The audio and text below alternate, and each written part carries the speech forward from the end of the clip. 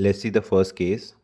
Here you are seeing large amorphous calcific densities overlying the ilium shoulder joint, and there is no evidence of cortical or periosteal scalloping, and there is lack of periosteal reaction and cortical erosions which are consistent with a chronic benign process. So this is a case of tumoral calcinosis. And in this case there is right sided enophthalmos, and there is complete opacification of the right maxillary sinus with volume loss of the sinus as well as the collapse of the inferior orbital wall. There is no fracture, globes are intact, extraocular muscles and optic nerves are okay. This is a case of silent sinus syndrome. Now in this case there is increased soft tissue density within the inferior left orbit at the expected location of the left lacrimal sac, and there is associated mild anterior soft tissue swelling with fat stranding. The globes appear normal. This is a case of Dacryocystitis. Here in this case, there is diffuse fatty infiltration and the atrophy of the abductor digiti minimi muscle belly. So this is a case of Baxter neuropathy.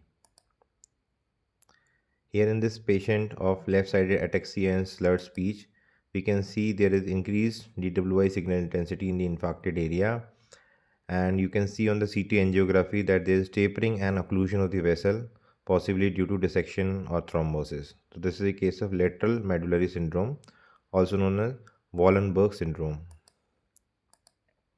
So in this case, there is right-sided aortic arch with aberrant course of the left subclavian artery, which is passing posterior to the esophagus, and there is stenosis in the upper thoracic esophagus secondary to extrinsic compression in the esophagogram. In this case, you can see there is absent septum pellucidum and flat roofed ventricles, and the right optic nerve and globe are absent. So the case of septo-optic dysplasia.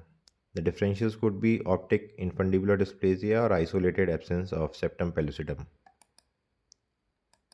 Now here in this case, we can see pneumothorax within the non-dependent portion of the left lung, and there is scattered thin-walled cysts throughout bilateral lungs.